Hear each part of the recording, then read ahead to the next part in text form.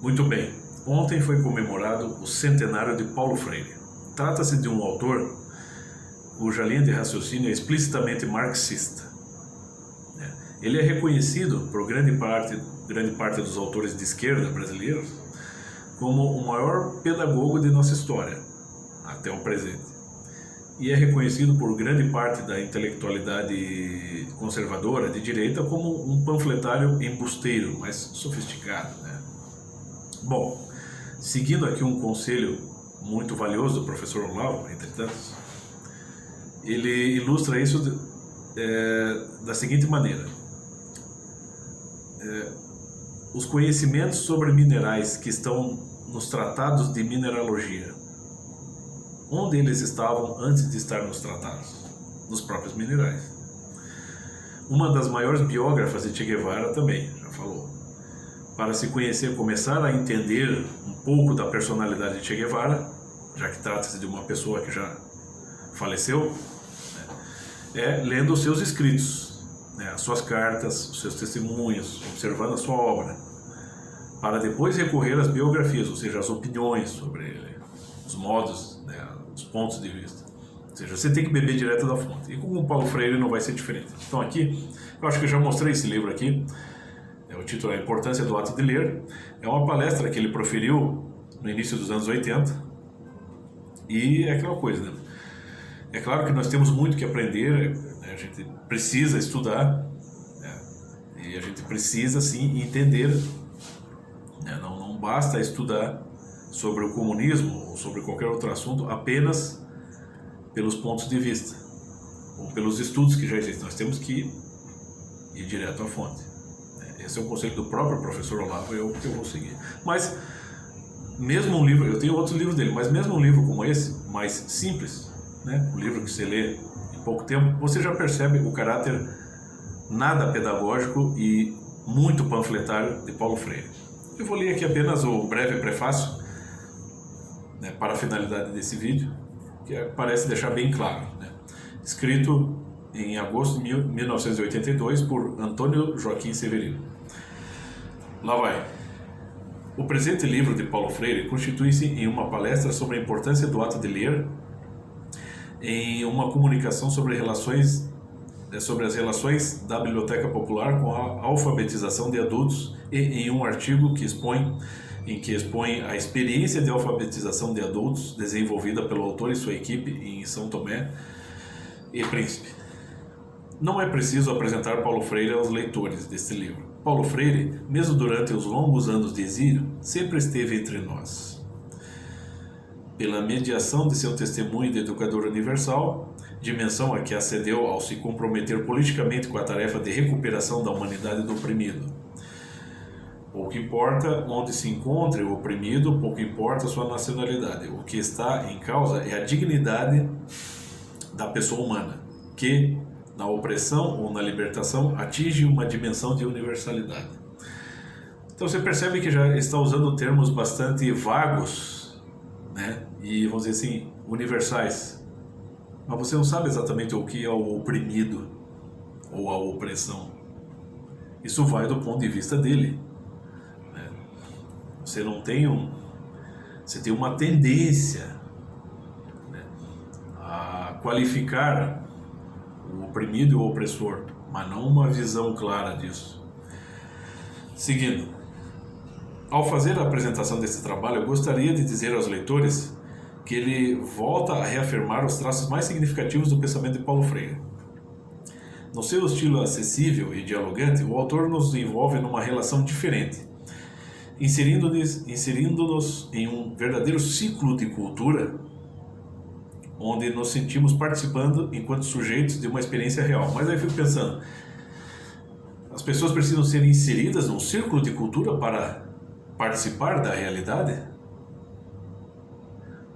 Em uma de suas aulas, o professor Olavo explica que a cultura serve ou para libertar, para expandir a visão, o entendimento da pessoa, ou para acorrentar a pessoa numa espécie de provincianismo. Me parece o caso. Então, ele cria militantes provincianos que vão se agitar, vão se emancipar a partir de seus focos regionais, Penso isso, numa interpretação provisória. Ao mesmo tempo, seu pensamento se reapresenta qual testemunho renovado de sua profunda compreensão do significado da educação no contexto da experiência social e individual dos homens. Trabalhando na temática da leitura, discutindo sua importância e explicitando a compreensão crítica da alfabetização e do papel de uma biblioteca popular, relatando e documentando suas experiências de alfabetização e de educação política, que Paulo Freire produz sua obra, pensando e repensando sua própria prática e sua vivência pessoal. Isto porque a leitura da palavra é precedida pela leitura do mundo. Vamos pensar filosoficamente aqui, puxando os clássicos da filosofia. São Tomás de Aquino, Leibniz, Mário Ferreira dos Santos, o próprio Olavo, Platão, Aristóteles, Sócrates, Santo Agostinho, Leconte de Nuit, enfim. Como é que fica a intuição aqui? Porque a intuição da verdade, tudo que é intuído, tudo que é fato é aquilo que está feito, aquilo que se dá aqui e agora, Então você intui a realidade e depois você nomeia a realidade, a pedra, a árvore, o gato, a porta, enfim, a janela, tudo que faz parte do ambiente onde estamos. Você intui e depois, num processo de abstração, você elabora um conceito. Por exemplo, a árvore, o ser vegetal, e o nome. Então, o nome e o conceito são abstrações. Agora, o fato, ele inclui, ele é amplo. Você o intui, mesmo que você não saiba descrevê-lo. A pessoa pode até não saber descrever o que ela vive, mas ela intui, ela pode entender, mas não saber descrever. Então, mas ela vive aquilo. Agora aqui, a leitura da palavra é sempre precedida da leitura do mundo. O que ele quer dizer com leitura do mundo? Eu também acho vago, eu não saquei. Alguém pode me explicar? Será que ele está falando no sentido de Schopenhauer, o mundo como vontade e representação? Se for assim, então você não está buscando compreender a verdade, nem conduzir as pessoas para a verdade, para a verdadeira educação, mas sim conduzir as pessoas para um ideal, para um caminho idealizado, um caminho criado pela imaginação, não é? Mas ele parece tentar justificar isso nas linhas seguintes. E aprender a ler, escrever, alfabetizar-se é, antes de mais nada, aprender a ler o mundo, compreender o seu contexto, não na manipulação mecânica de palavras, mas numa relação dinâmica que vincula a linguagem e a realidade. Mas nem sempre a linguagem faz parte desse processo. Ademais, a aprendizagem da leitura e da alfabetização são atos de educação, e educação é um ato fundamentalmente político. Mas o que ele quer dizer então, com fundamentalmente político? O que é a política nesse sentido? Você entende como é vago, como são vagos os termos aqui usados? Pelo menos eu penso isso. Em que sentido ele está usando a palavra política? Você vai perceber no final. Se você lê o livro até o fim, isso aqui não deve ser fácil, não deve ser difícil de encontrar. Ele faz propaganda explícita mesmo. Ele começa a fazer propaganda das próprias obras do Karl Marx como instrumentos libertadores. Ele está sempre falando. A educação é libertação da opressão. Então, isso ele está falando de um determinado caminho.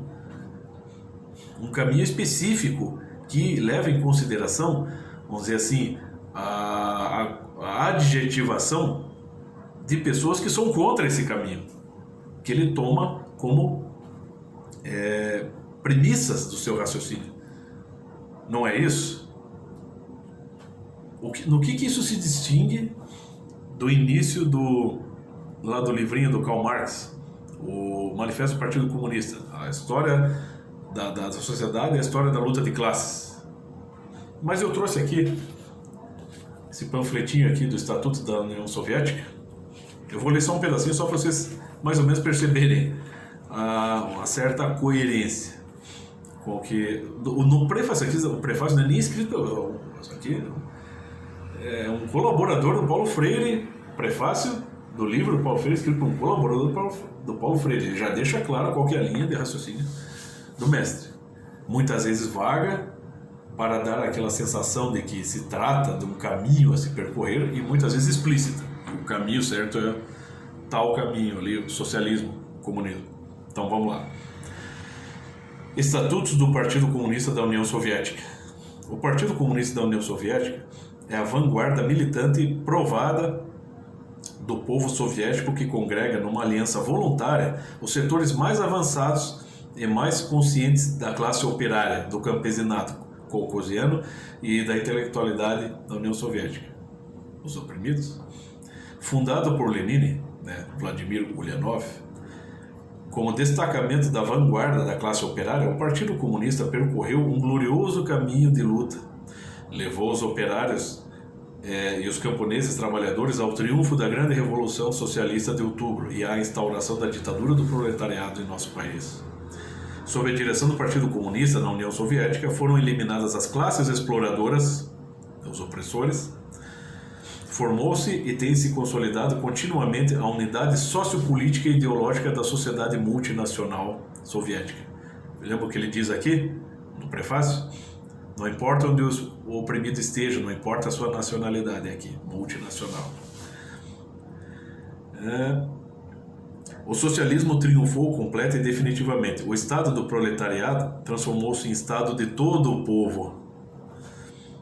O país entrou na etapa do socialismo desenvolvido. O Partido Comunista da União Soviética, continuando a ser, pela sua natureza de classe e ideologia, o partido da classe operária, tornou-se o partido de todo o povo. Tenho, acho que o volume 16 das obras do Lenin. Eu estou lendo assim salteado, tá? Não é que eu cheguei já ao volume 16, estou lendo o volume 16 à parte, por um critério meu. Lá ele fala que as fronteiras entre os países deveriam ser contingentes para facilitar isso aqui.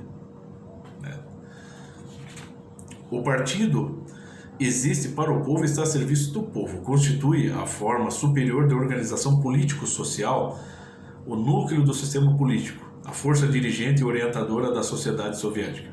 O partido define, aqui que parece que entra ainda mais claramente as pautas do Paulo Freire.